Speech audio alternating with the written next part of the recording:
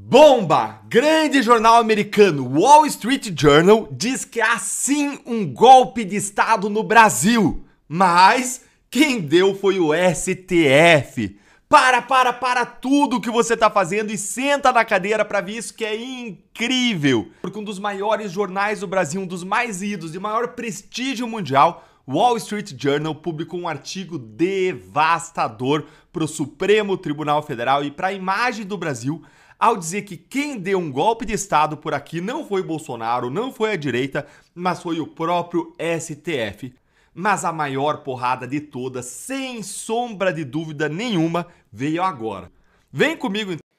O que o governo fez? A partir do diagnóstico de que as leis estavam sendo insuficientes, foi criado um grupo com participação de membros do Ministério Público, especialistas, sob a coordenação do secretário nacional de Segurança Pública, o Dr. Mário Sarrubo, e esse grupo apresentou para o ministro da Justiça, Ricardo Lewandowski, esse texto inicial. A partir daí, Lewandowski fez uma análise, principalmente de constitucionalidade, sobre pontos que, no entendimento dele, não deveriam avançar. O Otávio Guedes antecipou uma apuração dele a respeito de uma pressão da Polícia Federal, ele deve comentar, sobre o texto que previa a criação de uma agência. No Ministério também prevaleceu o entendimento de que isso ia ter a constitucionalidade questionada, porque você ia tirar uma parte da segurança pública, dos órgãos de segurança pública, que são as polícias, e colocar sob a apuração de uma agência que pode ser nomeada por critérios políticos e outros aí que poderia causar um ruído, inclusive do ponto de vista constitucional. O presidente do Supremo Tribunal Federal, o ministro Luiz Roberto Barroso, acolheu manifestação da Procuradoria-Geral da República e determinou a livre distribuição das investigações do caso INSS. Após o sorteio, o processo foi redistribuído para o ministro André Mendonça. Portanto, essa informação que chega agora, André Mendonça é o novo relator de todos os inquéritos que envolvem fraudes em relação ao INSS. Eu vou repercutir rapidamente aqui com os meus colegas de bancada, o Pedro Venceslau e a Juliana Lopes, um assunto, Pedro Venceslau, que pega muita gente de surpresa, porque todos os inquéritos estavam no gabinete do ministro Dias Toffoli, E agora o ministro e presidente do Supremo Tribunal Federal disse, olha, vamos voltar para a regra básica, fazer a questão do sorteio, e o sorteio caiu no André Mendonça. Vale lembrar só que são várias ações, algumas estão com o Dias Toffoli e agora vão para Mendonça, mas tem algumas na primeira instância. O ponto principal dessas ações no STF é autoridades que têm foro privilegiado. Então, nem tudo está ali no gabinete, mas uma parte considerável envolvendo autoridades. Os que foram enviados ao Supremo Tribunal Federal, ações, A oposição comemora, Eu acabei de receber aqui uma mensagem do Sóstenes Cavalcante, líder do PL, dizendo o seguinte: com a eleição do presidente e do relator da CPMI, o STF percebeu que não tem como abafar. Fecha aspas, foi o que disse o líder. De fato, o André Mendonça é um dos indicados de Jair Bolsonaro na corte, considerado no mundo político alguém próximo ao ex-presidente da República, depois de terem sido escolhidos um relator e um presidente que são da oposição, ambos próximos de Jair Bolsonaro também. Portanto, o cenário que se desenha não é o melhor para o governo nesse momento. A expectativa dentro do governo, dentro da Advocacia Geral da União, é finalizar a contratação desse escritório ainda essa semana. E vai ser um escritório americano que vai atuar, claro, em território americano. Tinha a possibilidade de contratar um escritório brasileiro com uma filial nos Estados Unidos, mas não. Houve uma decisão de contratar um escritório americano para atuar lá, não só no âmbito judicial, em eventuais processos na justiça, movendo processos na justiça, por exemplo, contra o governo americano, mas também no âmbito administrativo, ou seja, esse escritório ele também vai poder atuar junto ao Congresso americano, junto ao governo americano, para tentar reverter as sanções, enfim, ele vai ter uma atuação ampla, lembrando que o lobby ele é legalizado nos Estados Unidos, ao contrário do que ocorre aqui no Brasil. Conversando também com fontes do governo, esse escritório também vai poder atuar na pauta comercial, ou seja, nas tratativas ali do tarifácio em si, na negociação comercial. Claro que isso é uma atribuição especificamente do governo brasileiro, também do Itamaraty, mas esse escritório ele pode ser autorizado a atuar nas questões comerciais e também naquelas sanções específicas contra autoridades brasileiras. Por exemplo, no caso da Lei Magnitsky, que foi aplicada ao ministro Alexandre de Moraes, outras autoridades, ministros do Supremo, integrantes ali do Ministério da Saúde, que também tiveram os vistos cancelados como uma medida de retaliação em função do programa Mais Médicos, esse escritório também vai poder atuar nesses casos. Ministro, nas conversas entre o Bolsonaro e o Eduardo, que a Polícia Federal divulgou, o ex-presidente em algum momento ali disse que tem conversado com pessoas do STF e também ele sinaliza ali pro Eduardo para livrar o senhor de qualquer crítica. Possivelmente o Eduardo tinha mandado alguma imagem que continha uma crítica ao senhor. Queria saber se o senhor conversou com o ex-presidente nesse meio tempo. Nesses tempos não, mas tive muitas conversas com ele no passado e recebi muitos interlocutores. Como recebo, todos sabem que eu converso com todos os lados da política há muito tempo. Nada está tão podre no PT que não possa piorar. Você tá sentado? Então deita.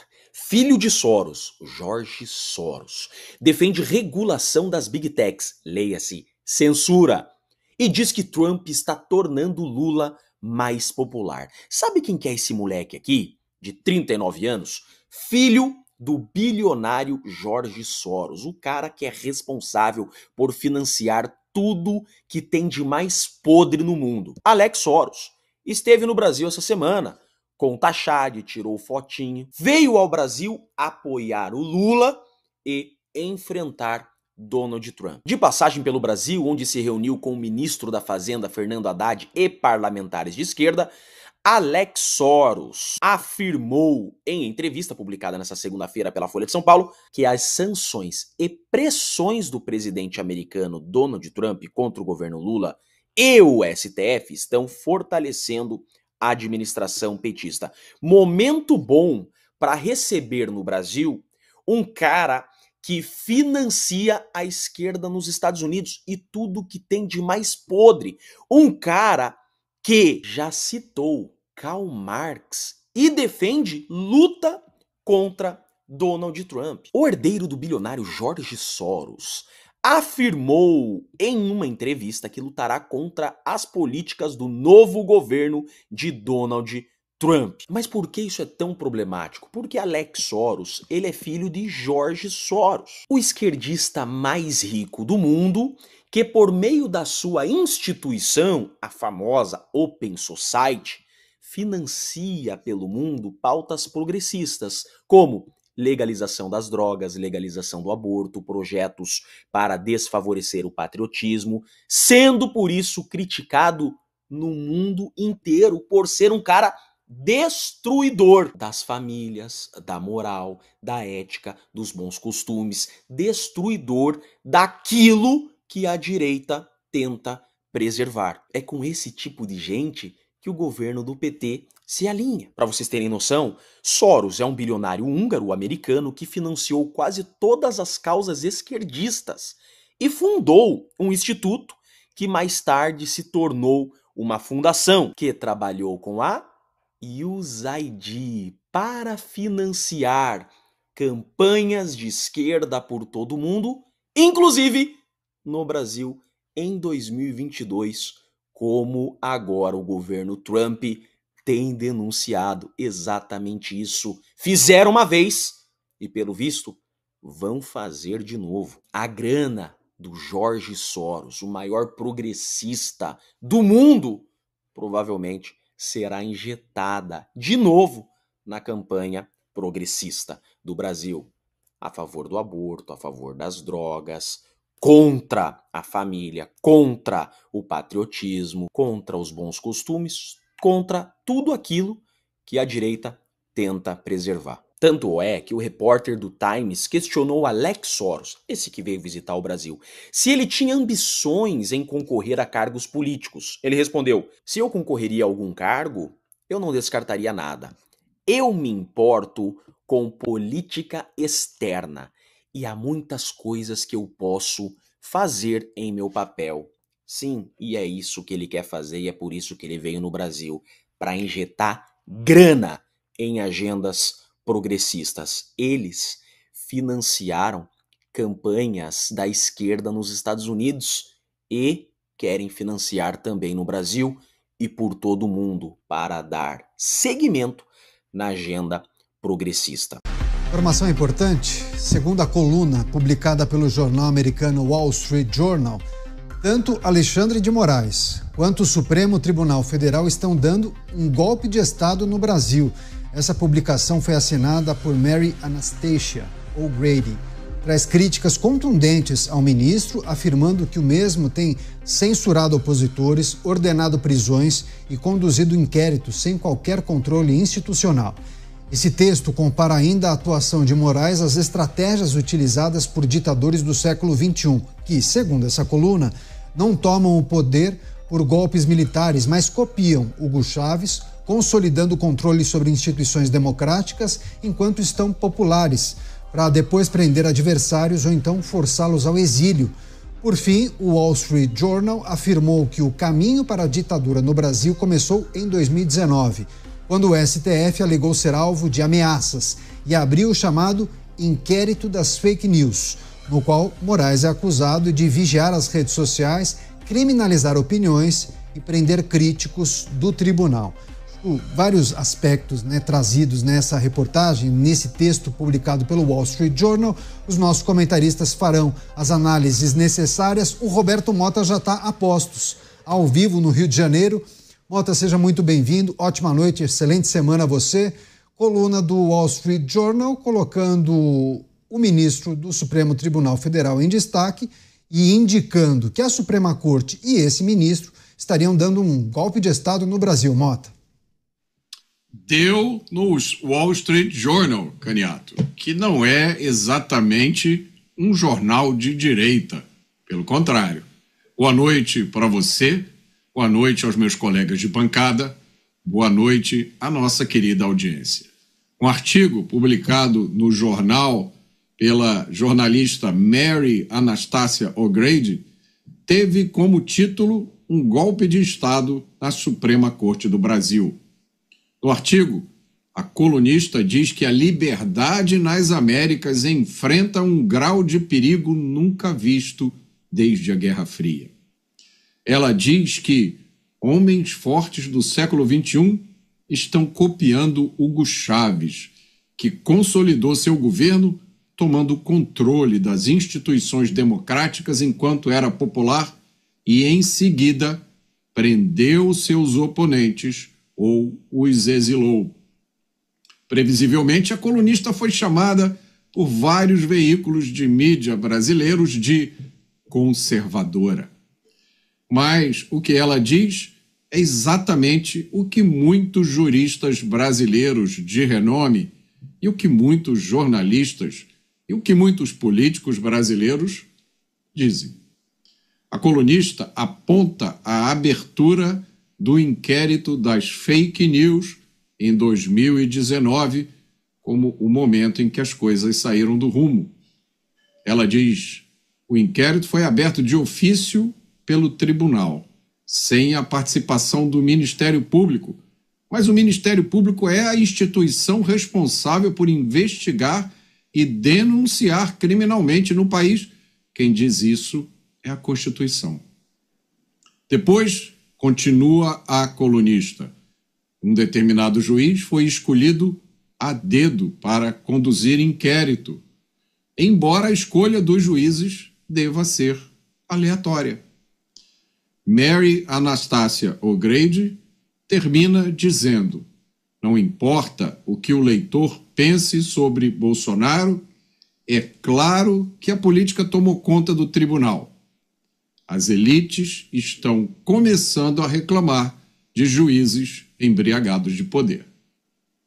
O Brasil nas manchetes dos informativos internacionais. Vamos chamar o Luiz Felipe Dávila, está ao vivo com a gente. Dávila, ótima noite a você. Essa reportagem, na verdade um artigo publicado pelo Wall Street Journal, críticas fortes, contundentes ao ministro da Suprema Corte, também ao STF, e a jornalista diz que o ministro em questão tem censurado opositores, ordenado prisões e conduzido inquéritos sem qualquer controle institucional. Qual é a sua avaliação sobre esse texto que foi publicado pelo jornal, Dávila? Bem-vindo. Boa noite, Caniato. Boa noite, Mota. Boa noite, Beraldo. E boa noite à nossa querida audiência. Caniato, às vezes é preciso um jornalista de fora do Brasil, estrangeiro, fazer uma avaliação isenta do que está acontecendo no Brasil e o que nós dissemos todas as noites aqui nos Pingos nos Is. Infelizmente, o Supremo Tribunal Federal, há tempos, vem atuando de maneira arbitrária, desrespeitando a Constituição.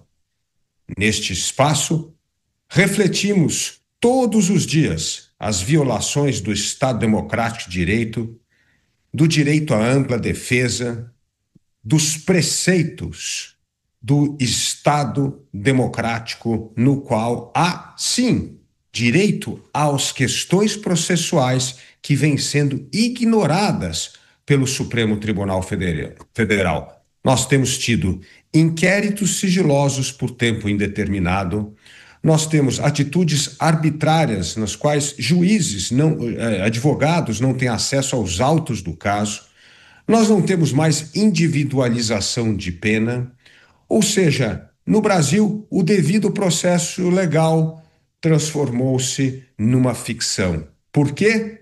Porque parece tudo justificável à luz de que estes supostos atentados contra o Estado Democrático de Direito vale a pena qualquer medida de exceção para restabelecer a democracia. Na verdade, crises são momentos onde testamos os nossos reais valores, os valores que acreditamos. Se acreditamos na democracia, temos de defender os valores democráticos, o devido processo legal, o direito à ampla defesa e jamais um juiz ser investigador, vítima e árbitro de questões que o envolvem. Por isso, é preciso às vezes um olhar externo com a isenção da distância para dizer que o rei está nu, isto é, que no Brasil o Estado Democrático de Direito há tempo não funciona devidamente, porque medidas de exceções são sempre justificáveis para tentar salvar, entre aspas, a democracia de golpistas. Quem acredita na democracia, acredita nas regras do jogo e não atua de maneira arbitrária, dizendo ser defensor da democracia. Isto é coisa de governos arbitrários e de tiranos, mas jamais de pessoas que acreditam nas virtudes da liberdade, da democracia e do Estado Democrático de Direito. A nova semana se inicia com muita confusão, a começar com Magnitsky. Temos algumas coisinhas bem curiosas para comentar. A Globo entrevistou um cara que não sabe de muita coisa, mas do pouco que ele disse, vale a pena a gente olhar um pouquinho para trás e ver algumas coisas que Paulo e Eduardo Bolsonaro fizeram e tentar medir a magnitude de algumas ações. Aí também tem algumas movimentações, uns jornais dizem uma coisa, a Globo, mais especificamente o Lauro Jardim, que é o verdadeiro porta-voz do mercado financeiro, diz outra, e tem mais algumas coisinhas pra gente comentar nessa primeira parte. Aí na segunda, eu não sei nem por onde começar. Primeiro tem um absurdo aí que aconteceu no dia de ontem, onde ficaram aí no cativeiro os familiares de Eduardo, né, a mãe, os avós do Eduardo, do Carlos, do Flávio. Quero falar sobre esse caso rapidinho, pra gente entrar em algumas questões que envolvem 2026. Primeiro mostrar para vocês como a imprensa recebeu a questão do voto impresso, que voltou, foi aprovado na sessão do Senado, e a partir disso mostrar algumas coisinhas, algumas movimentações das últimas horas, e aí eu vou ter que ir naquela relembrar e viver. Trazer um vídeo de 3, 4 dias atrás, onde eu falava diversas coisas, porque foi publicada uma matéria sobre o Centrão e os planos do Centrão. Vamos ver se estávamos certos ou não, ver se a gente errou alguma coisa ou cravamos 100%. E tem mais umas besteirinhas, algumas figuras curiosas pra gente falar nessa segunda parte. A terceira, não posso revelar. Acho que foi, qual foi? Foi de ontem, de ontem? Não posso revelar a terceira. Mas temos que também fazer um bom relembrar e viver. Tava eu buscando algumas coisinhas, abri um vídeo que eu falei, rapaz, parece até que porra é evidente. 5 anos atrás, estamos no mesmo ponto em 5 anos, no mesmo mês, quase no mesmo dia. O Brasil verdadeiramente é cíclico e eu posso provar. Iremos falar sobre isso, como as coisas se repetem. E no final tem uma notícia da turma do Lula, mas não sei se vai dar para comentar. Mas vamos lá. Depois dessa longuíssima introdução, a turma da Globo foi entrevistar um professor da USP de Harvard. Uau, né? Já deu a carteirada. Sabe de porcaria nenhuma. Mas mesmo sem saber o que eu estava falando para vocês, ele diz coisas bem interessantes. Bancos encaram sanções e aprenderam a lidar, né? Ele está falando mais isso em relação ao planeta. Porque o Brasil nunca foi alvo de nenhum tipo de sanção. Mas está ali. Professor da USP, de Harvard, Carlos Portugal Gouveia, cita peculiaridades na aplicação da Magnitsky no caso brasileiro e não vê similaridades em nenhum outro caso no mundo. É único. É algo único. Mantém isso na cabeça. Aí vai lá a pergunta, para passar o pano para o sistema. Comparado a outros países, como peculiar é o caso do Brasil? Aí vai lá. Muito peculiar. Nos outros casos, Estados Unidos seguiram que era o objetivo da lei, punir grandes violações que foram estudadas, discutidas. O Brasil não tem nenhum tipo de violação, né? Já passa aquele pano. A própria lei criou mecanismos para que não fosse da opinião de uma pessoa, de um presidente. Ela prevê 2 condições para que o presidente coloque uma pessoa na lista. Precisa ser baseada na recomendação do Congresso americano por 2 comissões do Senado e 2 da Câmara. Não acompanhei o caso, mas a gente viu que tiveram alguns posicionamentos de congressistas dos Estados Unidos. A outra é que a investigação seja feita por uma organização de direitos humanos internacional e relevante. O caso brasileiro afeta só uma pessoa e a família dela, o que por si só é excepcional. Além disso, não há nenhuma investigação sobre violação de direitos humanos, e se tivesse seria absurda, porque o Brasil é um país democrático, né? Aquela ladainha, né, de sempre. E ele termina falando o seguinte: é tudo tão excepcional e errado que realmente não existe um único caso no mundo que possa ser considerado nem de longe similar. Veja só, é algo totalmente fora da curva o que foi feito no Brasil. Mantenha isso na cabeça. Aí depois pergunta: é comum demorar a ter clareza sobre o alcance da lei? Porque até agora o pessoal está esperando, né? E aí? Vai pesar a mão contra o Brasil? Tem algumas semanas que a ordem foi dada, mas até agora a OFAC não mandou ofícios às instituições financeiras pedindo dados dessas contas, desses depósitos. Isso é comum porque dá trabalho, tem que mandar as cartas. Acaba funcionando como um tempo para que as próprias instituições financeiras façam seu trabalho de compliance e promovam algo desejado pela lei, que é excluir preventivamente essas pessoas do sistema financeiro dos Estados Unidos e das instituições que operam lá dentro. Foi o que fez o Banco do Brasil? Sim, mas o Banco do Brasil fez em relação ao cartão de crédito, a pedido provavelmente da bandeira do cartão. As instituições preferem fazer isso porque é melhor tanto para a instituição quanto para a pessoa, é uma prevenção. No caso brasileiro, que tem um sistema financeiro sofisticado, oferecemos várias alternativas por meio de empresas que não têm subsidiária nos Estados Unidos e não estão sujeitas a Magnitsky. Será mesmo que as empresas não estão sujeitas a Magnitsky? Será que esse cara sequer leu o que saiu na própria imprensa? A própria questão do cartão Elo, você vê que as pessoas, gente, elas não leem nada. Você vê a Febraban não sabe de nada, os banqueiros não sabem de nada. Mesmo assunto rolando há 3 meses. Antes de acontecer, antes de se concretizar. E por quê? Porque eles não botavam fé que isso pudesse acontecer. Ninguém acreditava em Eduardo Bolsonaro. Ninguém acreditava no que Paulo Figueiredo falava. E ele disse, cara, esse caso é excepcional. E aí a gente tem que voltar um tiquinho no tempo.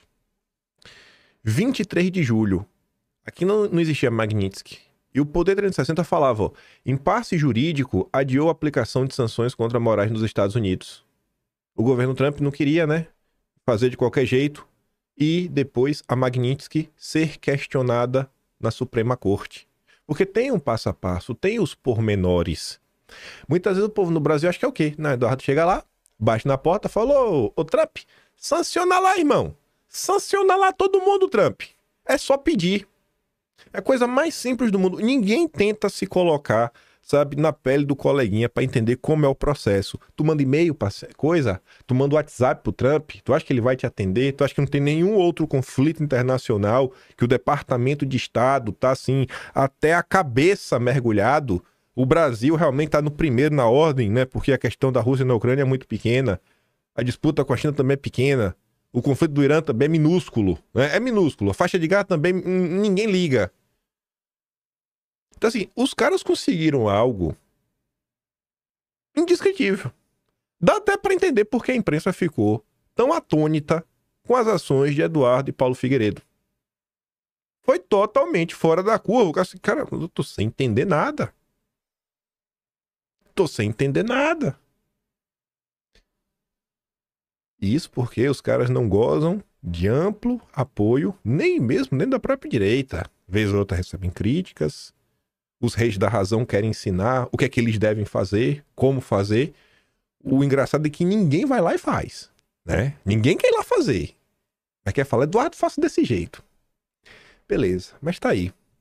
Realmente, o Paulo e o Eduardo conseguiram fazer o que parecia impossível. E eu acho que a confusão deve crescer nos próximos dias. Mas vamos lá. A turma da Veja, que já se mostrou como um porta-voz dos interesses do regime, e eu falo isso com base em que o Atlas não está aberto, mas eu sei em qual pedaço está, porque o Texugo me enviou hoje. Só para mostrar para vocês, vocês vão até lembrar, a gente comentou bastante sobre isso no mês de julho. Saíram matérias na época para falar se a turma estava brigada ou não. Matéria essa aqui, ó. Tava no um racha no Supremo. A Veja falava, Gilmar Mendes e que o ministro tem apoio integral. Apoio no Congresso ao trabalho, né, do ministro. E aí, dias depois, a gente falava que isso, né, a gente tinha falado, isso aqui não condiz com a realidade. Vocês vão ver o que tem um racha. E aí o pessoal começava. Andresa Matais falando, cara, tá rachado. Falta unanimidade. A própria Luísa Martins, que é a Bela Megali da CNN. Por que a Bela Megali? A Bela Megali é quem dá todos os furos do Supremo. Quer saber o Supremo, bastidor? Lê a coluna da Bela Megali. No Globo. É ela. É sempre ela. Enfim, a própria Cantanhede falava sobre isso e a gente ia relembrando, né? E aí até não tá aqui, mas nessa explicação aqui do vídeo tá, que eu mostrava inclusive a Veja, a versão impressa, né? E a versão digital, mostrando que o Robson Bonin, no final de sexta, já fazendo pro final de semana, né? Pra tentar dar um apoio pra galera. Aí o Robson Bonin vem falar. Cúpula da República sai conversando sobre sanções dos Estados Unidos. Uma parte da informação, que eu não duvido, que diz que tiveram várias conversas de ministros, auxiliares de Lula, banqueiros, Hugo Mota, o Columbre. Nessas conversas, além do impasse sobre a adesão do Flávio Dino, a punição de bancos por acatar a Magnitsky, os políticos e magistrados trataram da dependência brasileira sobre o sistema de armazenamento de dados em nuvem dos Estados Unidos. A ideia é que o governo Lula apresente soluções para essa questão nos próximos dias. Não é assim que se resolve, né? O governo não tem solução de estalar de dedos. Estamos lidando com a questão que envolve infraestrutura que precisa ser construída, fora um certo domínio de algumas questões tecnológicas. Não vai solucionar nos próximos dias. E aí no final falava, já sobre os bancos, o ministro da Corte revelou ao radar que o clima de desconfiança foi contornado. Todos querem cooperar. Será mesmo? Devo acreditar no propagandista Robson Bonin, da Tropa dos Grisalhos? Ou acreditar no verdadeiro porta-voz do mercado, que é o Lauro Jardim? Bancos rejeitam pedidos do Supremo para interceder contra a lei Magnitsky.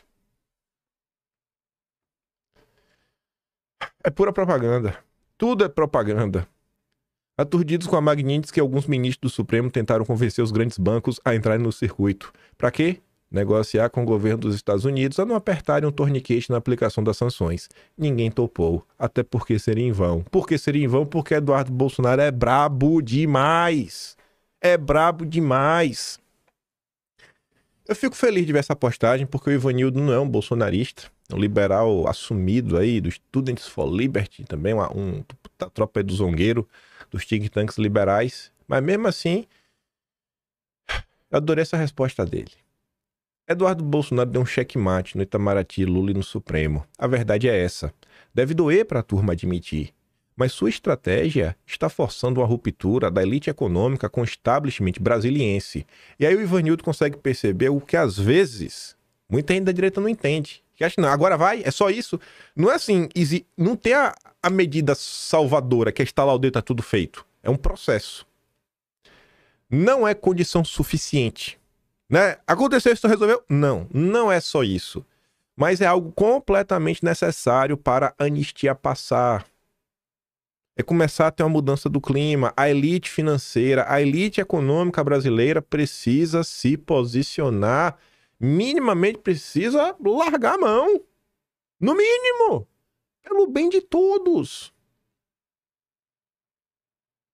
De tudo o que aconteceu no Brasil nos últimos 40 anos, desde o início da nova república, me diz, quem conseguiu botar realmente para a elite econômica do país ficar minimamente preocupada em dar sustentação para o regime?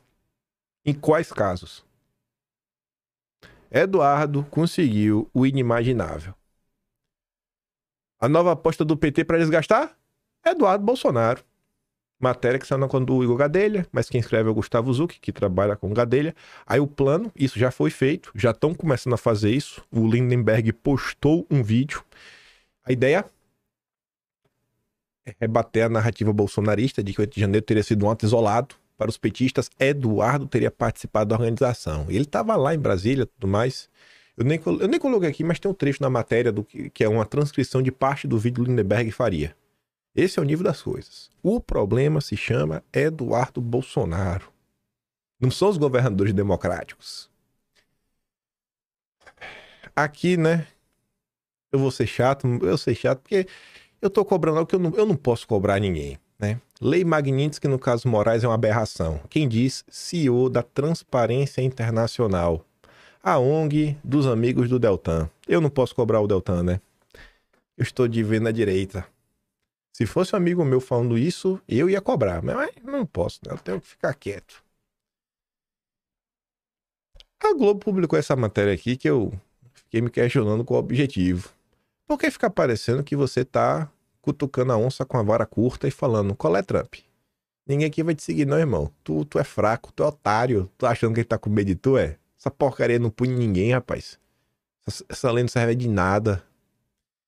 Efeito Magnitsky, em 10 anos, lei dos Estados Unidos motivou 2 de 148 multas por não aplicação de sanção. Pega nada. Só 2 aí, pô, em 10 anos. Tá achando que vai rolar uma coisa no Brasil, é? O temor dos bancos brasileiros de ofensiva, né? O desrespeito a Magnitsky é parte ínfima no universo de punições entre as instituições por infringir regras impostas pelos americanos. Entre 2016, ano de criação do modelo, e 2025, apenas uma empresa e uma pessoa pagaram multas relacionadas ao descumprimento da legislação que agora atinge Moraes. Será que essa matéria vai envelhecer bem ou vai envelhecer mal?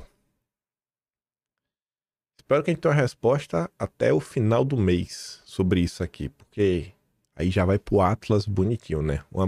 No mês de agosto, a Globo mentia e era desmentida pela realidade. Que não tem a ver necessariamente com a Magnitsky, não sei, não sabia nem de colocar, se colocar aqui, já colocar no próximo tópico. Pressão de líder do PT para prender Bolsonaro irrita bombeiros do Supremo. A gente até chegou a comentar que o Vladimir Aras, né, parente aí do Aras, procurador, mostra que não cabe a nenhum deputado ou ninguém do Poder Legislativo pedir prisão preventiva de ninguém. Você olha lá o Código de Processo Penal, artigo 311, eu acho nada sobre isso. Mas o Lindenberg foi lá, foi aloprar. Aí a Andresa Matais foi falar com os ministros e aí os termos são curiosos. Fala assim, não, a chance de Bolsonaro ir para um regime fechado nessa semana são mínimas. Eles não têm coragem de falar que são nulas, né, que é zero, porque o sem cabelos é o sem cabelos. É totalmente imprevisível. A avaliação é que Bolsonaro já está preso em casa. Sim, isso aí eu concordo. Agora está preso. Bolsonaro está preso. E todo mundo aí na maior normalidade do mundo. Sua condenação sairá em no máximo 2 semanas e antecipar o regime fechado seria tensionar ainda mais o ambiente político. O líder do PT na Câmara, Lindenberg, para forçar a troca de regime, gera incômodo na corte. Por lá, comenta-se que o petista deveria se preocupar em trabalhar para garantir a soberania digital, que é o prédio de lei aí, né, para controlar a internet. Ao invés de tentar capitalizar eleitoralmente a prisão de Bolsonaro. O mesmo recado vale para a ministra Gleisi Hoffmann. Mandando recado pela imprensa, né? Mas vamos lá. Temos muitas coisas para falar aqui. Eu vou dar play aqui em parte desse áudio. Vocês já devem ter visto isso aqui. Eu, na verdade, só queria falar que isso aconteceu. Porque isso me incomoda demais. A coisa tá... Sei lá, velho. Quando você envolve, assim, família... E não é a família da política, sabe? Avô e avó. Rapaz. Eu vou dar play. Vocês já devem ter ouvido isso aqui. Escuta de novo. Cadê, Josh? Por que não tá dando play? O vídeo não otimizado. Ah, tá. Pera aí. Tá baixando. 38, 39, 40. Deixa eu dar pausa então. 120 MB de arquivo. Vamos lá. Minha mãe, meu avô e minha avó acabaram de ficar detidos durante mais de 1 hora em cativeiro em sua própria casa, Quando os criminosos entraram, falaram: a gente sabe quem são vocês e a gente já sabe que o Jair Bolsonaro está repassando dinheiro para vocês e a gente quer esse dinheiro. Isso daí é para vocês verem a guerra que a gente está travando.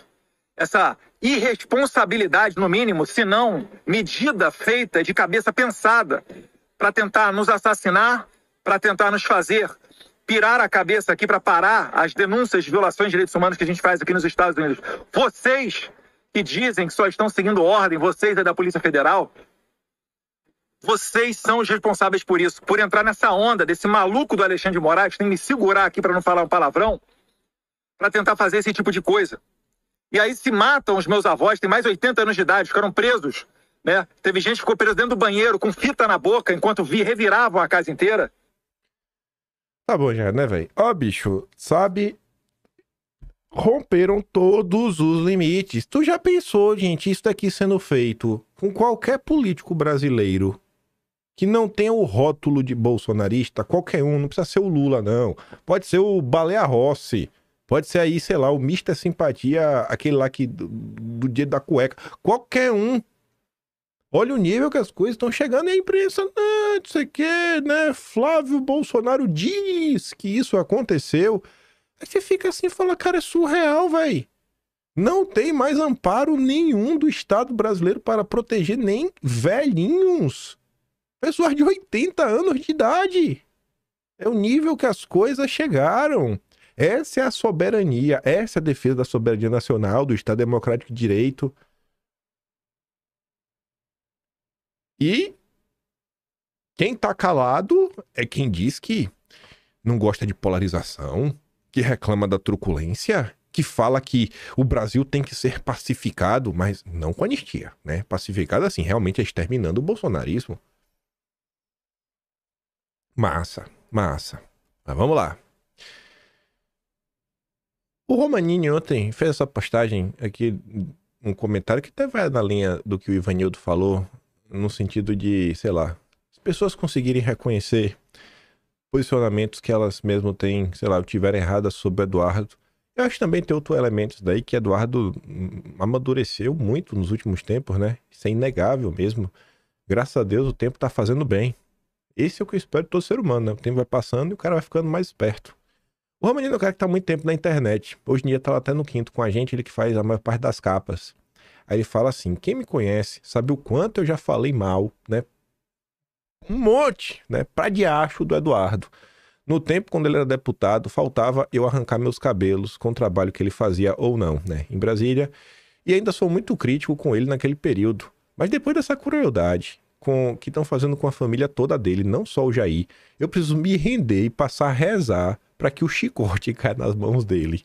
Justiça não é mais o suficiente, muito menos moderação. E é isso, né? O Romeu acompanhou muita coisa, muita treta na internet. Na época lá que teve a confusão da CPMI da fake news, acho que o Roma também aparece lá sendo citado pelo Frota. Se não, o Roma fez na época a foto de várias pessoas que foram parar na CPMI, naquela estética Vaporwave da época. E tá aí, né? Nada como tempo aí pra galera olhar. Eu mesmo já reclamei demais do Eduardo. Eduardo, eu já reclamei pra ele já. As reclamações que eu já vi pra ele sabe. que ele também já fez pra mim. Mas é isso, velho. Sabe, assim, é sempre com a boa intenção. Aí, enquanto quem tem direito de reclamar, por quê? Porque sempre teve, defendendo, né, o povo, a direita brasileira e tudo mais, reconhece o que está sendo feito, todas as maldades contra o Eduardo, quem tem o direito para reclamar, tá rezando pelo Eduardo, tá rezando pelos avós dele, pela mãe. E quem não tem direito nenhum, como o consórcio, segue dissipando toda a sua maledicência. A Folha de São Paulo conseguiu publicar, ou pelo menos deixar publicar, um artigo menosprezando a doença de Bolsonaro e basicamente falando que ele merece todo o sofrimento que ele está passando. Falando da questão do soluço. O soluço de Bolsonaro como metáfora nacional. Atsuki diz, né? Bolsonaro tem problemas com soluços desde 2021, que são decorrentes da facada. Mas de soluço em soluço, a Folha se supera e encontrou um jeito de zombar da dor e transformá-la em discurso contra Bolsonaro. que vai desde compará-lo a um girino e ridicularizar sua fala interrompida, até sugerir que o próprio corpo lhe impõe silêncio e que a natureza age como um contragolpe contra quem pisa em valores fundamentais. E são essas pessoas que falam que vocês são radicais, que vocês são desalmados, que vocês não querem a pacificação. Como assim você não aceita uma crítica dessa, né? Extremamente polida, construtiva. Mais um exemplo. Várias nas últimas horas. E o alvo é sempre o mesmo. Bolsonaro e seus aliados de primeira hora, não é sua família. Pondé. Sabe Pondé? Filósofo. Há uma imensa indiferença para com o país que emana de Brasília. A gangue bolsonarista, batedores de carteira, pronto, continua atuando de forma a buscar uma perversão institucional do país. Tá vendo? Bandidos são vocês. Não são as pessoas que roubaram do INSS. Vocês são os batedores de carteira. Vocês que defendem punição severa a criminosos. Vocês que são a gangue, que são os batedores de carteira. A Yara fala, né? Sabe quando a polarização vai acabar desse jeito? Nunca! São adjetivações como essa em artigos de pessoas que se acham inteligentinhas e que fomentam o ódio interminável. Esse daqui também vai na mesma linha. Editorial de hoje do Estadão. Já ouviu? Você sabe que é senso de proporção, né? Você vai ver a falta dele. Um código eleitoral horrível. Aí, o código eleitoral horrível tem várias coisas. Qual é? E o Estadão vai falar de várias dessas coisas ao longo do texto. Mas qual coisa o Estadão resolveu colocar no subtítulo? CCJ do Senado fragiliza o que é de bom e reaviva bobagens como tal voto impresso. Primeiro parágrafo, já começa falando, né? Mudando para muito pior, que já veio ruim da Câmara, a CCJ do Senado apostou numa agenda que o Supremo já declarou inconstitucional. Já começou. E também abriu a porteira para fragilizar a fiscalização dos partidos nas campanhas eleitorais e, de quebra, ainda descredenciar a lei da ficha limpa. Aí eu pergunto para vocês, entre a lei da ficha limpa, se realmente mudou para pior, fragilizar a fiscalização, se realmente piorou para pior, tanto no partido quanto na campanha eleitoral, essas três coisas são menos graves do que o voto? Será mesmo? Porque pro Estadão, o pior de tudo é o voto impresso. Aí continua. Olha o tamanho do texto. O texto aprovado libera alto financiamento de campanha, talho fácil, papapá, pipipi, garante uma liberdade de verbas partidárias, altera duplamente as regras previstas na lei da ficha limpa, inelegibilidade, limitação, papapá, PPP, arrancação de diploma, de registro, aferição de... Aí tá lá. Olha o tamanho do parágrafo, gigantesco, vários problemas. Mas esse é o principal problema? Não. O mais grave, e o Estadão faz deixar claro, o mais grave de tudo não é o roubo. Não é a safadeza generalizada. Não. É a retomada do infame voto impresso. Aquele que os bolsonaristas reivindicam sempre que tentam deslegitimar o processo eleitoral em razão das urnas. Mas os bolsonaristas são incansáveis. Segundo Carlos Portinho, o voto impresso é um ponto de divergência nacional. Eu acho que a gente tem que pacificar o país. E não existe tal divergência. 80% confiam no sistema atual? Se realmente estivessem interessados em pacificar o país, os bolsonaristas parariam de usar a falsa polêmica. Você tá vendo como são as coisas? A existência de vocês não é permitida. Não é permitida, simples assim. É demais. Acertamento superior, Marcelo Castro, não, relator, estamos incorrendo em uma inconstitucionalidade pela segunda vez. A aprovação da CCJ é uma etapa prévia à deliberação final no plenário do Senado, até ser novamente votado na Câmara dos Deputados, que analisa alterações, papapá. Até lá, portanto, há um caminho considerável para corrigir os graves equívocos da comissão. Graves, qual? Já entendeu, né? E derrubar alguma das péssimas ideias aprovadas, em especial aquelas que só ajudam os inimigos da democracia. Eles não aceitam a sua existência. Você não merece existir. Aí veja. Por favor, me conceda 7 minutos Não mais do que isso. Antes de você sequer tecer qualquer comentário. 7 minutos. 7 minutos. De verdade. Que eu preciso 5 para essa matéria e 2 para um vídeo anterior. Eu preciso que é essa matéria. Mas vamos lá. O mesmo Estadão diz: Centrão perde o medo de Bolsonaro e articula emparedar a família Bolsonaro, né, para dar as cartas em 26. Essa matéria de ontem, dia 24. Data 24. O Centrão perdeu o medo de Bolsonaro e articula emparedar a família de Bolsonaro para dar as cartas no processo eleitoral de 26. Após constatar que a imagem dos Bolsonaro foi a mais prejudicada com a oficialização do Trump, esse campo político viu a oportunidade de tomar a frente nas discussões sobre quem será o presidenciável da centro-direita. Mas não é só isso. Também colaboraram para esse cenário o bate-boca entre o Jair Eduardo, em conversas reveladas pela PF, e o fato de Bolsonaro estar ausente dos eventos políticos em razão da prisão domiciliar. Eu acho que eu falando pra vocês isso, né, gente? Assim, não, Bolsonaro tá preso! Tu acha que Bolsonaro tá acompanhando tudo que tá acontecendo? Tu acha que o que chega em Bolsonaro, ainda mais sabendo que agora todos se uniram e fizeram inclusive um armistício, né? Levantaram a bandeira branca, que vão estar todos juntos e misturados. Né? Tu acha mesmo que...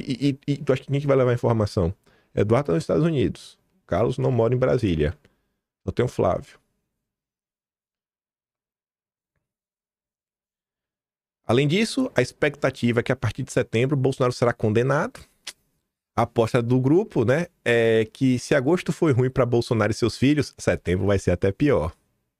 Centristas sempre torceram para que Tarcísio fosse o escolhido, mas pisavam em ovos nas negociações para irritar Bolsonaro. Agora, entretanto, movimentam-se em jogo holofote no governador, como ocorreu lá no jantar do Rueda, sem a presença da família Bolsonaro.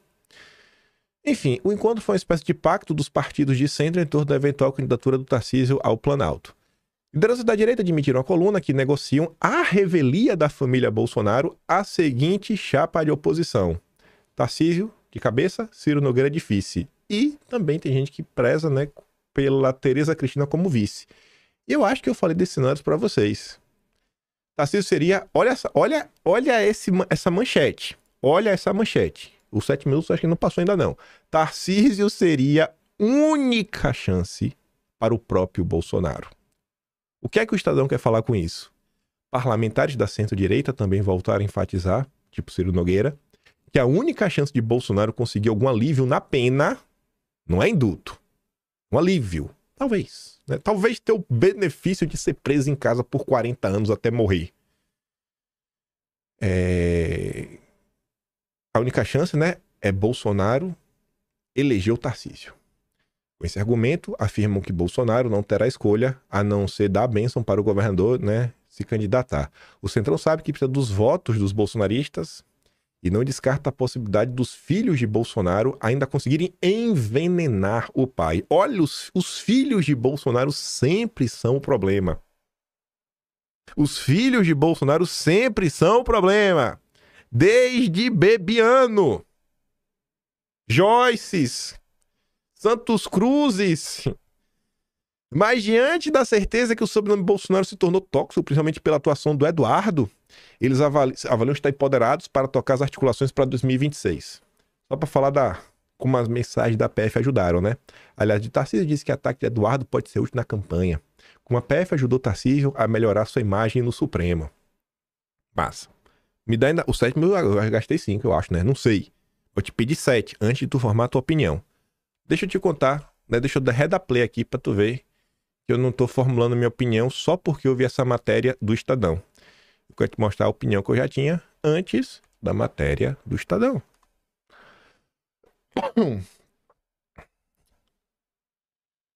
Pode ser assim também. Deixa eu ver. Esse aqui tem o da internet? Tem da internet. Deixa eu abaixar aqui o volume para não dar eco. Fazer assim, ó. Pronto. Todos nós somos seres humanos. Tu já imaginou o que é Bolsonaro? Como é a vida de Bolsonaro? A quantidade de pessoas que cercam Bolsonaro. Aí Bolsonaro recebe ligação de Ciro Nogueira, fala mal do Eduardo. Aí vem lideranças do PL, fala mal do Eduardo. Essas mesmas pessoas, todas vão falar com o Flávio Bolsonaro. Pra falar que, olha, vai tratar demais. Aí essa turma faz um cerco na imprensa de que Eduardo é radical.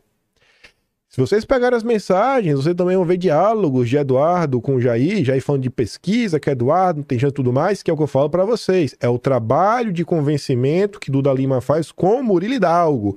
A pesquisa feita a dedo pra quê? Manipular o Bolsonaro. Gente, ninguém é 100% blindado. Aí vem todo mundo, aí tu fala assim, pô, mas tá, os caras do Centrão, né, os caras...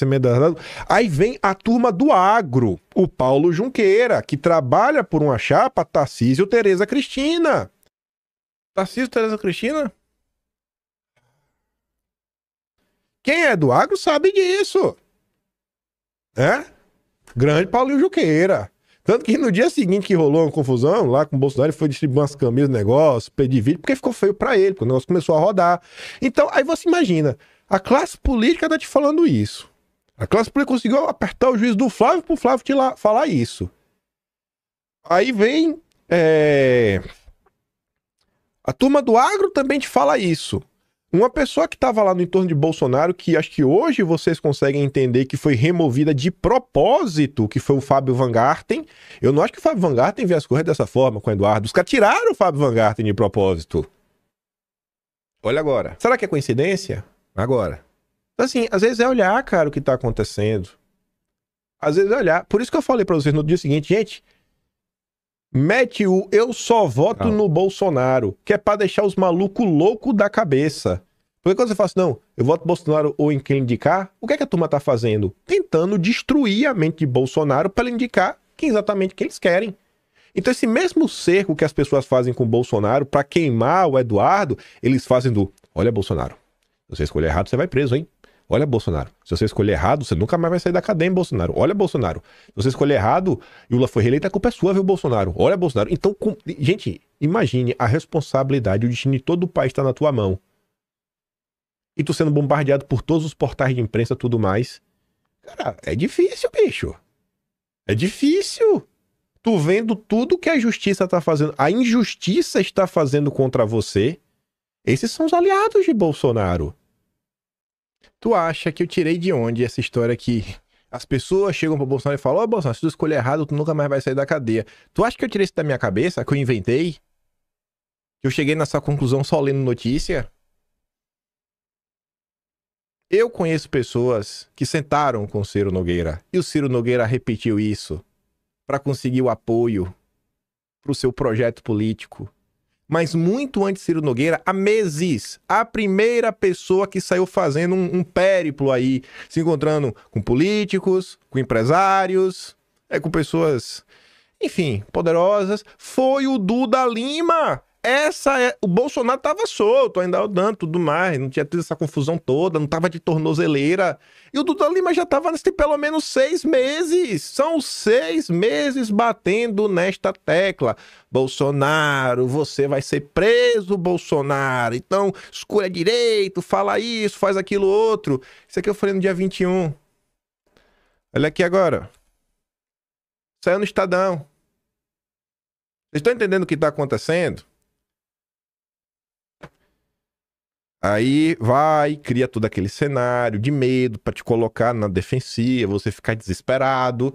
E é o que eles querem. Eles querem, ó, eles sabem que eles precisam dos votos de vocês. E sabem que os filhos ainda podem envenenar o pai. O plano completo é, impeça Bolsonaro de falar com todos os seus filhos. Ele só vai ter contato com os membros de sempre. Gente, olha a situação que o Bolsonaro tá. Aí... eu vou deixar agora que o filho dele também fale contigo. Ainda bem que eu não dei play nesse recorte aqui ontem. Que agora ele envelheceu bem demais. Envelheceu bem demais, Tissuca, esse recorte aqui que tu fez. Se liga aqui, ó, no que Eduardo disse. Se liga nisso aqui. Ó, só os primeiros 2 minutos. Cada um pode fazer o seu julgamento. Eu acho, inclusive, que o Jair Bolsonaro ele tem uma condição de raciocínio emocional muito boa, tá? Porque as pressões são muito grandes. Eu acho que praticamente ninguém tomaria a conduta de querer voltar para o mundo político depois de passar o que ele passou, ainda mais depois de acontecer na eleição de 2022. Mas ainda assim ele está lá, ele está com disposição, ele continua lutando, porque ele sabe que é pela pátria dele. Mas realmente, você acertar sempre não dá, né? Você é um ser humano. Que aí... O que tá falando? Olha, velho, o Jair, ele tem um raciocínio emocional fora do comum. E acho que ninguém vai negar isso, né? Porque a quantidade de coisa que tá acontecendo e o que o Eduardo mesmo disse. Olha a questão do soluço. E Bolsonaro tá aí. No arré do pé. Enfrentando tudo e todos com esses aliados, né? Esse aliado, tipo Ciro Nogueira, super aliado de Bolsonaro. E a verdade, cara, mas ainda assim o cara erra, né? Por mais inteligência emocional que o cara tenha, é normal. Isso é ser humano, gente. Porque realmente é difícil. Mas vamos continuar aqui ouvindo. A ida de Gilmar Mendes para conversar com o presidente Bolsonaro, a ida de todos esses caras para conversar com o presidente Jair Bolsonaro, é a certeza de que o presidente aceitaria um acordo caracu. Mas o regime ele age dessa maneira também, tá? Ele coloca a pessoa sensibilizada. Poxa, sensibilizada. Botou eu pra ser exilado, botou inquérito em cima do Carlos, até do Renan, nosso irmão mais novo agora que é vereador lá em Balneário Camboriú, inclusive foi o mais votado de Balneário Camboriú, já sofreu visita da Polícia Federal. Tá aí a PF mais uma vez fazendo escândalo onde não tem, fazendo aquela mesma metodologia de movimentação de dinheiro, ele vai somando as movimentações e transferências para depois botar uma notícia jornal bem grande, falando, é Bolsonaro, 30 milhões, quando todo mundo sabe que não são 30 milhões que estão no patrimônio do Bolsonaro. Aquilo tudo ali é a movimentação do que ele recebeu de doação via Pix. Todo mundo sabe disso. O próprio COAF vazou isso. E eles, na verdade, vão começar agora uma investigação, que a gente sabe que não vai dar em nada. Mas ficam fazendo esse tipo de coisa. Para quê? Para deixar o cara sensibilizado, para deixar ele no canto, para deixar acuado, e aí depois vem com qualquer tipo de acordo para cima dele. Aí depois vem qualquer tipo de acordo. Deixa o cara sensibilizado. É 6 meses. Vai botando pra todas as pessoas possíveis e imagináveis, repetindo no ouvido dele. Ó, Bolsonaro. Ó, Bolsonaro. Escolha direito, viu, Bolsonaro? Escolha direito, viu, Bolsonaro? Senão você vai ficar preso pra sempre, viu? Ó, Bolsonaro. Escute o Duda Lima e o Ciro Nogueira, Bolsonaro. E é por isso que o Paulo, aqui na continuidade, ele vai falar algo que é acertado. Deixa eu até botar aqui na tela grande. Ou melhor, na nossa câmera ali. Quem controla Estados Unidos é Eduardo Bolsonaro e Paulo Figueiredo. Não que nós controlemos autoridades americanas, porque a gente não tem influência nenhuma, domínio nenhum sobre ninguém no Congresso nem na Casa Branca. Não é isso.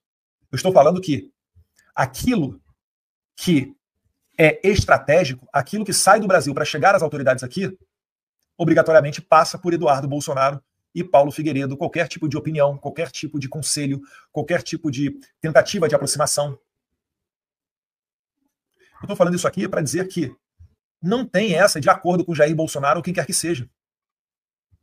Como Paulo Figueiredo fala, né? Vai ter que sentar aqui no colo do papai. É por isso que a estratégia está dando certo. É por isso que o nosso projeto está caminhando. É por isso que querem destruir o Eduardo. O único caminho que realmente alguém colocou na mesa para tentar verdadeiramente pacificar esse país, reorganizar, né? E trazer de volta a harmonia entre os poderes e encerrar a perseguição é o tóxico. É o tóxico. Olha o tóxico aí, ó. Olha o tóxico. Agora tu já imaginou se esse idiota aqui, que tá exilado, tu já imaginou se esse idiota tivesse apoio de todo mundo? Tivesse apoio da classe política inteira? Dos governadores democráticos? Coitado do Jair, viu, velho? O Jair não merece passar por tudo isso. E tá aí, né? Os seus grandes aliados. Ciro Nogueira. O grande aliado. Desgraçado Ciro Nogueira. O que a Eduardo tá falando da questão de tentativa de acordo. Tentativa de acordo entre aliados de Bolsonaro e Supremo azedou antes do julgamento. Os aliados, né? Olha o tipo de acordo que o pessoal quer. Você vai entender rapidinho. Antes do caldo azedar de vez, aliados de Bolsonaro com diálogo no Supremo articulavam o seguinte com alguns ministros, né? Pena de 1 ano de prisão domiciliar para Bolsonaro, mantendo sua inelegibilidade. E o entendimento passava também por abrandar as penas do núcleo central da trama golpista. Mas isso é passado, não há mais clima. Então, assim, se o Bolsonaro aceitasse isso, era prova, inclusive, que Bolsonaro é um vendido pro sistema e só pensa em livrar o próprio rabo. O cara tá se lascando de todos os jeitos possíveis, porque o objetivo dele não é livrar o próprio rabo. Tu realmente acha que esse objetivo de Bolsonaro, desde o dia 1, 1º de janeiro, sei lá, do dia 9 de janeiro, o dia depois do golpe. Tu acha que se o objetivo dele fosse resolver tudo, quisesse fazer um acordo, ele não tinha vindo, feito acordo, falado, e etc e tudo mais, e acabou isso, afinir e falou assim, ó, eu vou sair, não vou disputar mais nada. Quem você quer que eu apoie? O Alckmin? Quem é que você quer que eu apoie? O André Esteves? Quem é o candidato? O mais sistema de todos. Eu vou fazer campanha pra ele, pronto. Não me persiga não, solta esse povo aí e vida que segue. É acordo, sabe? Você vê, ó, dá uma aliviada só para aquele grupinho, deixa o povão se lascar, Bolsonaro. Você vai ficar um aninho só em domiciliar, a gente vai até fechar o olho, se tu dá uns iriguidum de noite, a gente sai, a gente finge que a gente nem vê, sabe? E aí você fica inelegível, apoia o nosso candidato do sistema, tudo certo. Óbvio que isso aqui não ia avançar. Pelo próprio Bolsonaro. Aliados. Ciro Nogueira, né, Ciro Nogueira? Duda Lima, Valdemar. Aí vem o miserável do Valdemar. Lá no lead, lá vendo do Dória. Eu digo, não acho problema você ir ou deixar de ir. O que me incomoda é o que você vai falar. Aí você colocou um vídeo grande. Quase 6 minutos. Eu só quero mostrar pra vocês o finalzinho. Acho que tem 7 minutos, eu acho. Longo vídeo. Que eu acho que começa mais ou menos a partir de 5 minutos e 40. O que eu quero mostrar pra vocês. Olha o que o grande Valdemar vai falar. E às vezes nós nos deparamos com problemas, às vezes da família, algum desentendimento, porque é muito duro você ver o teu pai sofrer dessa maneira, como, por exemplo, aconteceu essa semana passada, que fizeram uma crítica grande aos candidatos que estão se colocando candidato à presidência da República. Todos são parceiros nossos, todos são os melhores aprovados no Brasil. Sabe, é melhor. Por que são parceiros? Porque é melhor aprovado, porque o que importa é eleição, o que importa é o cargo. Não tem nenhuma preocupação. Eu acho que ninguém tem outra imagem. Pode ofender, né? Não posso xingar o Valdemar. Mas enfim, né? Eu ia xingá-lo, você consegue imaginar alguns adjetivos, mas como eu não quero tomar processo, você consegue imaginar. Ele reduz as críticas. Por que os governadores democráticos foram criticados? E passa a ideia que Carlos, Eduardo, Flávio estão desequilibrados emocionalmente. Não estão fazendo críticas coerentes. Porque os governadores democráticos são os melhores aprovados. Não é que eles são bons, mas eles são os melhores aprovados. Essa é a união da direita. A gente não pode falar nada. O Zema, lá em Minas Gerais, o Caiado, em Goiás. Temos gente preparadíssimas, todas. O Ratinho tem 80% de aprovação no Paraná. Tem tanta gente boa. E eu tenho certeza que nós vamos estar juntos no segundo turno, ou até no primeiro, quem sabe. Agora, acontece que às vezes um filho, como aconteceu semana passada, vê o pai naquele estado e se desespera, fica nervoso, e é natural. Aí foi desespero. Críticas totalmente infundadas. A gente tem que... A coisa que mais a gente tem que preservar e tem que defender nas nossas famílias são nossos pais, nossas mães, nossa família.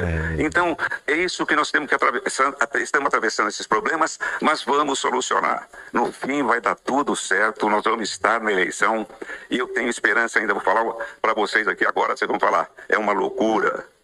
Eu tenho esperança ainda do Bolsonaro ser o candidato à presidência da República. Quem diria que o Lula, que ficou 580 dias preso no Paraná, ia ser candidato a presidente? Foi candidato a presidente e ainda ganhou. Quer dizer, tudo pode acontecer. Pode mesmo. Tenho certeza. Você e o Duda Lima estão super empenhados em colocar o Bolsonaro de volta na pista. Tenho certeza absoluta, sabe? Você é uma lenda. Você é uma lenda. Meu Deus, me convenceu. Aí, dá um bisu nisso daqui. Saiu a matéria no Estadão, que o curioso não é o título da matéria, mas as falas em aspas do governo do estado de São Paulo, que resolveu rebater. A manchete é: Tarcísio muda discurso interno, admite disputar o Planalto e se prepara para 2 cenários em 22. Beleza. Aí diz, né? Emissário do governo procuraram de maneira informal, marqueteiros, papapá, ppp, bota o nome lá. Segundo fontes do Partido dos Bandeirantes, o governador também tem mantido conversas com o Pablo Nobel, né? Aí foram atrás do Pablo Nobel não quis comentar. Aí você fala, vai acreditar nas fontes do Estadão? Beleza. Olha isso aqui. O governo de São Paulo se manifestou. Perguntou, e aí? A gente quer saber de vocês sobre isso? Sobre suas movimentações? Não há emissários responsáveis por montar equipes do governador. Essa decisão é exclusiva de Tarcísio. Tá. Aí depois, o Palácio dos Bandeirantes também, né, se comunicou, transferida aqui entre aspas, resposta oficial do governo do estado, Diz que Tarcísio mantém diálogo com os diferentes setores da sociedade, incluindo empresariado, representante do mercado financeiro, sendo convidado, participando de encontros, reuniões, eventos, desde o primeiro dia de gestão. Então, assim, o governo do estado de São Paulo mandou uma nota, né, uma resposta, para rebater alguns pontos da matéria. Só não quis rebater o admite disputar o Planalto. Essa parte não quis rebater, né? Deixa lá. Se colar, colou, né? Não negou, mas também não desmentiu. Tá demais, né? Mas não pode reclamar. Centrão já decidiu que Tarcísio será seu candidato a presidente. Não, Ciro Nogueira realmente decidiu. Não há ninguém relevante no Centrão que tenha dúvida que o candidato do grupo é o Tarcísio. Em conversas privadas, o topo do Centrão, quando perguntado sobre o assunto, responde com já está decidido ou variações do tipo não se discute mais. Nem Lula parece descrever isso na semana passada. Falou aos seus interlocutores que vai enfrentar o Tarcísio ano que vem. A propósito, nos bastidores, Tarcísio está cada vez mais desenvolto no papel de candidato a presidente. O mesmo Lauro Jardim também fala sobre Ciro Gomes em 26, que tem duas certezas. Bom, ele está em dúvida, não é certeza, se vai para o PSDB ou para o União PP. Né? Mas o Ciro já se decidiu sobre duas coisas. Primeiro, quer disputar o governo do estado do Ceará e está totalmente dentro do projeto Tarcísio de Freitas para presidente em 2026. Aliás, de peso, viu?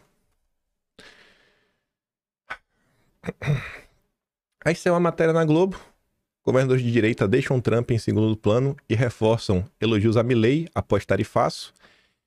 E aí você vai encontrar na matéria o que eu venho falando para vocês com uma certa frequência.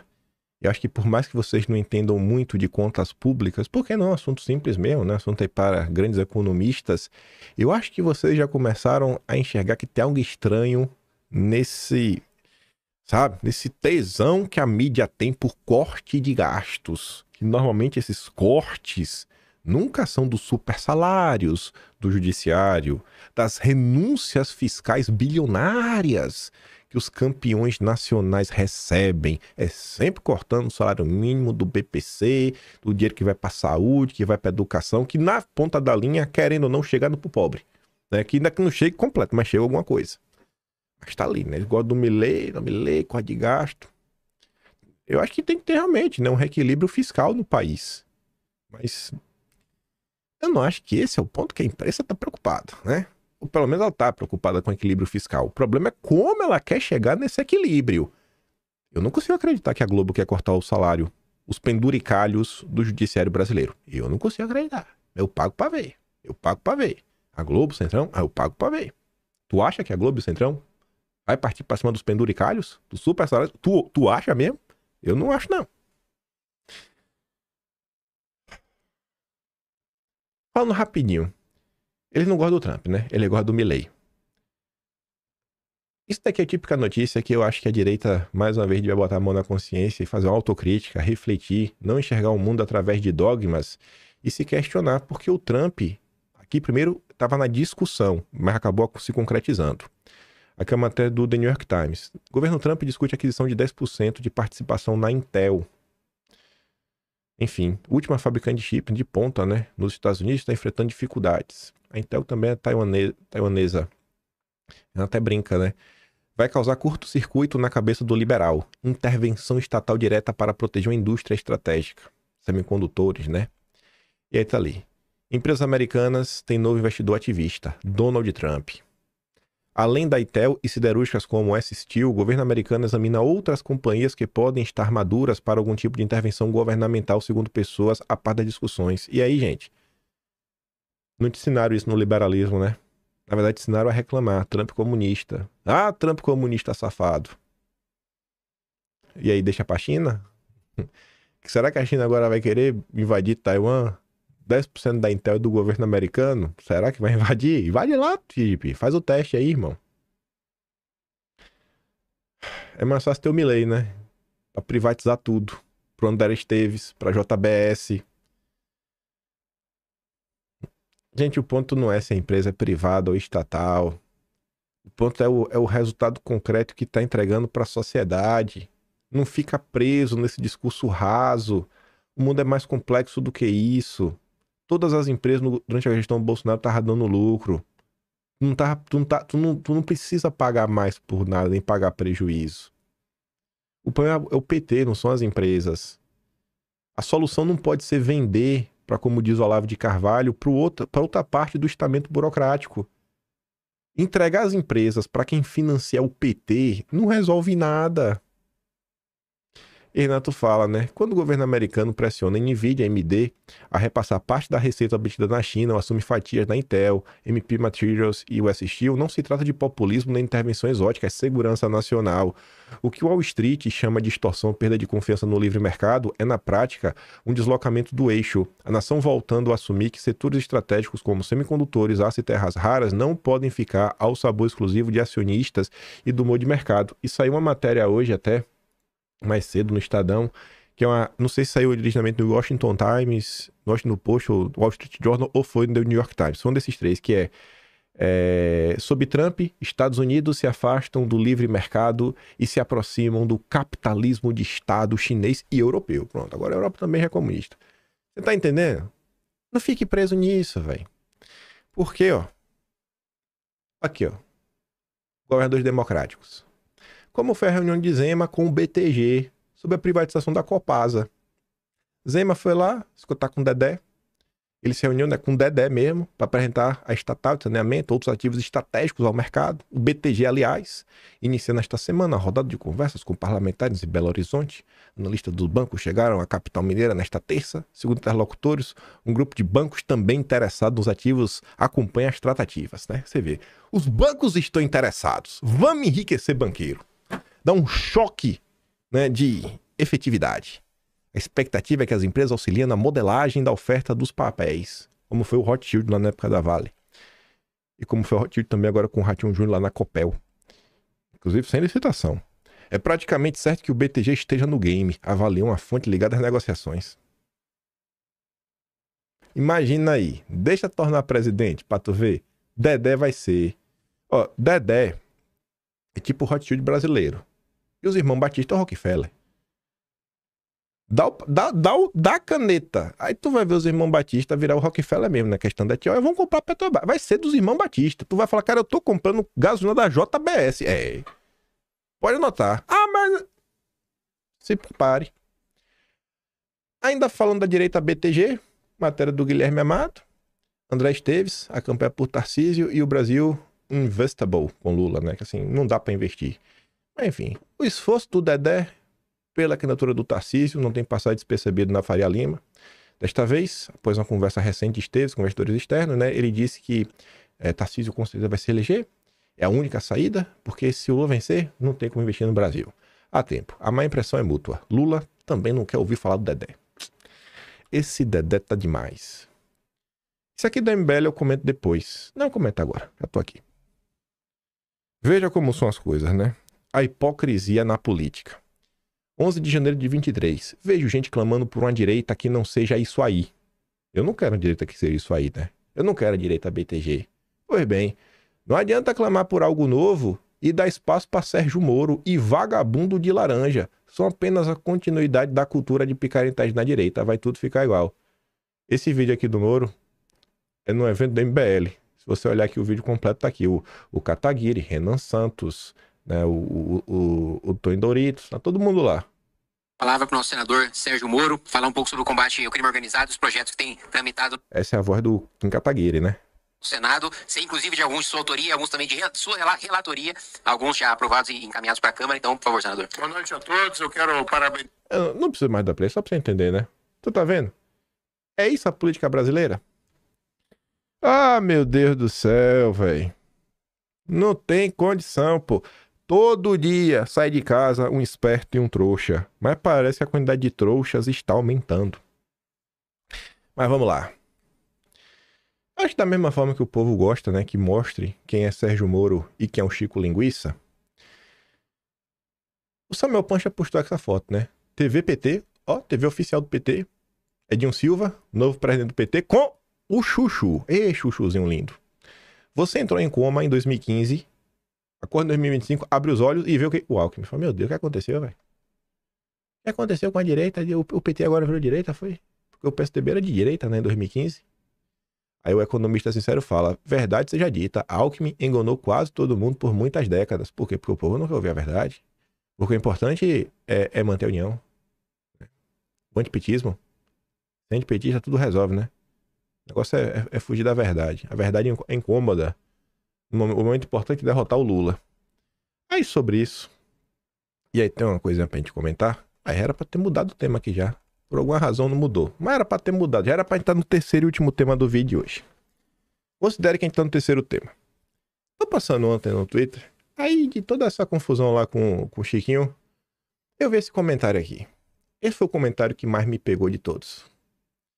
Essa briga de Kim com Chiquinho é a coisa mais imbecil que aconteceu nos últimos dias. Parem com essa putaria. Estão criando fissuras na direita. Aí, olha o que ele disse. Independente de quem está certo, parem com isso. Gente, vem cá. Cadê aquela história da busca pela verdade? Cara, eu prefiro estar errado, se for o ponto aí. Pode dizer que eu tô errado e me cancelar, então. Mas não abandone a busca para saber quem tá certo na história. Como é que funciona isso, gente? Agora não importa mais saber quem tá certo e quem tá errado? Não importa mais? Depois de tudo que aconteceu nesses anos, não importa mais. É tipo esse cara aqui, não quer saber do Alckmin. Não, o importante é o momento agora de derrotar o PT nas eleições de 2014. É Dilma tá aí vindo de novo. Não, esquece aí, verdade, mentira, não. Cara, que surreal, bicho. A gente tá regredindo no tempo. Eu vi esse comentário aqui, eu fiquei pensando, eu falei, caraca, velho. O que é que aconteceu? Eu não preciso estar certo, não. Pode dizer que eu tô errado. Mas busque a verdade. Vá atrás. Se você concluir que eu tô errado, ótimo. Mas vá atrás. Se você concluir que eu tô errado, que eu sou a pior pessoa do mundo, ótimo. Mas vá atrás da verdade. O que é que se tornou a direita brasileira? O que se chama de direita, né? Enfim, né? Enfim, ele tá falando de direita, né? Às vezes você realmente sempre foi a direita. Por isso que eu falo, já me aceitei, tô de boa só em ser bolsonarista. Aí, tinha umas coisas na minha cabeça martelando nesses dias, que eu achei os argumentos utilizados contra mim muito similares ao Roberto Jefferson. Vocês vão entender que isso não é uma birra. Aí, se liga nisso daqui, ó. Tá pequena a tela, mas eu tenho, dentro dos meus vários arquivos, um arquivo chamado Bob. A última vez que eu modifiquei esse arquivo foi no dia 22 de junho de 2021. Vou até abrir ele aqui, ó. Viu que abriu? Do zero. Aqui, ó. Primeiro slide aqui, tudo bonitinho. É o arquivo de 2021. Aí eu fui dar um bizu nesse arquivo aqui. Comecei a ver as coisas do Roberto Jefferson para confirmar se os argumentos que eu venho escutando nos últimos dias, eles são recorrentes. E no meio dessas coisas do Roberto Jefferson, deixa eu ver. Cadê esse, ó? Eu encontrei esse daqui, ó. O Felipe Martins. Curioso, né? O Felipe Martins. Encontrei o Felipe Martins. Essa postagem não é de 2021. Meu arquivo é modificado em 2021. É de 11 de agosto de 2020. Já mostra a postagem original. Por que o Felipe Martins publicou isso daqui? Não, sem querer falar nada, né? É porque eu tinha feito um vídeo sobre Roberto Jefferson e na época foi atacado, né? Kim Paim criticado por Roberto Jefferson. Aí eu falava, né? Que Roberto Jefferson de Olavo, os filhos de Bolsonaro. Aí foi uma comoção na época. Roberto Jefferson me falou várias coisas. Aí o Felipe Martins resolveu dar sua pitada de opinião. Nada mais natural do que esperar que o recém-convertido, aquele que acabou de chegar, responda, e de bom grado, a questionamentos razoáveis sobre suas conexões, seus amigos, seu partido, né? Seus compromissos e suas ações feitos por pessoas do grupo ao qual ele mal aderiu, mas já almeja liderar. Mostra-se arredio a isso, né? É um péssimo sinal. Notem que não estou falando de pensamento, opinião, discurso, mas de conexões, compromissos, ações. Tipo perguntar, né, do Partido Novo, do Thiago Mitraldi, dos vínculos com o lema do Partido Novo e de mais algumas tretinhas. Pois se há uma lição que 2018 deveria ter ensinado a todos nós, é que aprender a emular discurso, qualquer um pode fazer. Dizia o Felipe Martins, olha gente, fazer um discurso antipetista, qualquer um. Vocês deviam ter aprendido isso em 2018. Notem também que estou falando de questionamentos, não de ataques, de candidatos a líderes e não de apoiador. Não é para questionar, a gente tem que questionar quem é candidato a líder, é candidato a político, porque político é um líder. Não podemos dispensar nenhum apoio, mas dispensar apoiadores e questionar lideranças são coisas totalmente diferentes. Daqueles a quem muito é dado, muito é cobrado. E eu achei que isso tudo encaixou muito bem no tempo atual, né? Aí eu fui pegar lá, essa postagem original tá aqui, ó, 10 de agosto de 2020, e eu fui ler alguns comentários que o Felipe Martins recebeu nesse primeiro tweet. Corre aqui, Kim Paim. Só pra vocês verem que era sobre o caso aí mesmo do Roberto Jefferson, né? Do Bob Jeff. Gostei, Felipe. Precisamos saber em detalhes para poder aprovar. Pessoas como o Kim Paim apresentam nossos questionamentos, pois sua voz abrange mais longe. É só responder e esclarecer, não se ofender. Se esclarecer, ficará melhor na fita. Se ofender, perde ponto. Conselhos de tier do Zap, né? Que algumas pessoas não aprenderam. É só responder, cara. Quem quer ser político tem que responder alguns pontos. Tem que arcar com os ônus, com os bônus, né? O bônus todo mundo quer, o like, os abraços, beijos. Mas também tem os ônus, né? Alguns esclarecimentos. O cabra quer pagar direitista e não aceita questionamentos. Boas intenções nunca terá com esse tipo de pensamento. Se o Kim Paim já mostrava certos bons trabalhos e ascensão dentro do nosso meio, agora com essa medalha vai ganhar um posto mais elevado entre nós. E resolvo que o Kim não descarta apoio. Você vê que o cara entendia o meu ponto. O Kim não descarta apoio de ninguém, mas o Kim indaga com certa prudência o novo aliado. Aí, calma lá, tem mais uma, antes de chegar no final. Depois de Joyce, Frota, Dória e companhia, quem aqui arrisca sair votando só porque o cara se diz apoiador de Bolsonaro e conservador? O que o Felipe diz, né? É fácil emular o discurso. Ainda mais um recém-convertido, nem a pau. Pode falar pro Jeff baixar a bola e acalmar os ânimos. As coisas não funcionam mais como antigamente. Mônica Fraga, que tweet que envelheceu bem. Ai, o Jeff. Fala pro Jeff baixar a bolinha. Oh, meu Deus do céu. Aí, nessa mesma postagem do Felipe, eu vi esse tweet, essa postagem no Facebook do Olavo. Eu falei, cara, eu já vi isso aqui em algum lugar. Eu tenho que ir atrás disso daqui. Aí, olha o que o Olavo falava. Bob Jeff, não se faça de valentão só porque você tá no Brasil. Só porque seu CEP tá no Brasil. Só porque você tem CEP. Eu já estava combatendo inimigos, né, diversos, recebendo ameaças e tudo mais, no tempo em que você estava se enchendo de dinheiro do mensalão. Você não sabe de porcaria nenhuma. Rapaz, mensalão. Mensalão atingiu o PT. A Lava Jato também, né? Eu nunca advoguei pro contador do Alberto Youssef. Eu nunca advoguei pro contador do Alberto Youssef, né? Nem publiquei matéria no Facebook falando da primeira vitória aí, da não condenação lá, tá até uma foto do Moro na capa, Folha de São Paulo 2017. Eu nunca advoguei para, né, contador do Alberto Youssef. Eu. Não sei os outros.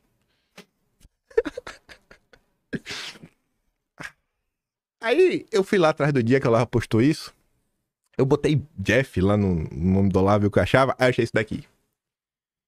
O Bob Jeff ainda não decidiu se quer me matar ou me dar o brioco dele. E eu conheço aqui, né? Essa biblioteca preta, eu conheço, né? Como eu usava aqui no fundo do vídeo antes. Olavão, seu bundão. Faço o que faço pelo presidente Bolsonaro de peito aberto. Eu estou aqui no campo de batalha, no fronte. Você nem correspondente de guerra é cão que ladra. Olavão não morde. Não sou seu admirador, muito menos sua turma. Show, seu corno. Meu Deus do céu. E o pior, o Roberto Jefferson estava rebatendo o Olavo numa conta que não era dele. Esse print do Olavo era do meu vídeo. Eu fui lá atrás desse vídeo. Era o vídeo 299. Parte 2. Que teve a parte 1 e parte 2 da treta, né? Aí, se liga aqui no 299. A postagem dessa daqui, ó. Essa aqui é a postagem completa. Tinha mais um tweet embaixo, ó. Ouvi as críticas a mim e ao meu partido feitas por Kim Paim lá da Austrália, onde os urubus do Supremo não têm jurisdição. Ó, tô blindado, né? Nem chega o camburão da Federal. É a coragem virtual do jogador de videogame. Uma espécie de direita globalista, caga regras de fora pra cá, globalismo canguru. Os fortes estão aqui. E eu ouvi esse argumento onde, rapaz? Aí que eu só botei de volta no vídeo, né? Onde é que eu vi esse argumento, né? Só respeito quem já enfrentou o sistema com CEP no Brasil. A única guerra que sou no computador é no videogame. É, rapaz. Que coisa, hein? E o clássico aqui? Sem CEP e sem CPF, só perfil fake, né? Não tem CEP no Brasil. Gente, vocês conseguem perceber a data disso daqui, ó? Cadê? 11 de agosto de 2020. Hoje é dia 25 de agosto de 2025. Em exatos 5 anos, a gente tá no mesmo ponto. Eu questionando o partido político, eu questionando pessoas que querem liderar a política brasileira e eu sendo acusado de dividir a direita mais uma vez, velho. Meu Deus do céu, velho! Nossa, todo mês de agosto vai ser isso agora, a cada 5 anos? Caraca, bicho! Salve, salve, Olavo. Longe de mim, quem é? Quem sou eu perto do Olavo? Até porque é uma posição totalmente diferente. Ah, Jesus, velho. Volta lá, pô. Volta lá no episódio 299 e do 298, a parte 1, parte 2. Assiste lá na época. Vê se parece com o que tá acontecendo hoje. Vê se parece. Troca o PTB pelo Partido Novo. Muda os Jeffs e vê aí. Ah, maldito esse oreudo, viu? Esse oreudo do bigode. Foi mal. E a última coisa do vídeo. Pra fechar com chave de ouro. Eu tava pensando, cara, por que eu tô falando do BTG hoje, velho? Porque eu já tinha até esquecido. De coração, né? Ontem, Deltinha, com Marcília, Copolinha e Chiquinho. Olha só.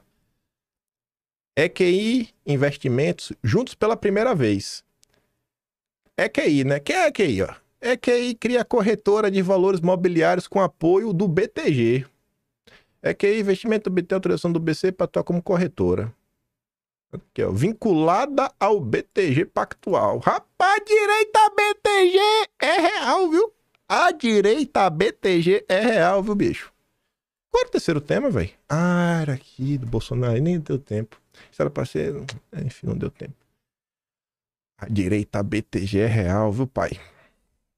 A direita BTG é real demais, hein? Mas não sabia. Ninguém sabia de nada, velho. A direita BTG. Eu já prevejo que hoje vai ser choro. Vai ficar enchendo meu saco na internet. Enche aí, velho. Mas enfim, né? Sei lá, velho. Pense aí vocês. Pode me odiar à vontade aí, mas me odeiem enquanto vocês buscam pela verdade. Pelo amor de Deus, gente. Pelo amor de Deus, velho. Que eu seja a pior pessoa do mundo. Mas chegue a essa conclusão. Não feche os olhos pro que acontece, não. Nem tô falando que o cidadão é a pior pessoa do mundo. Mas ver as pessoas falando assim, eu lá quero saber o que é verdade e o que é mentira. Tá bom, né?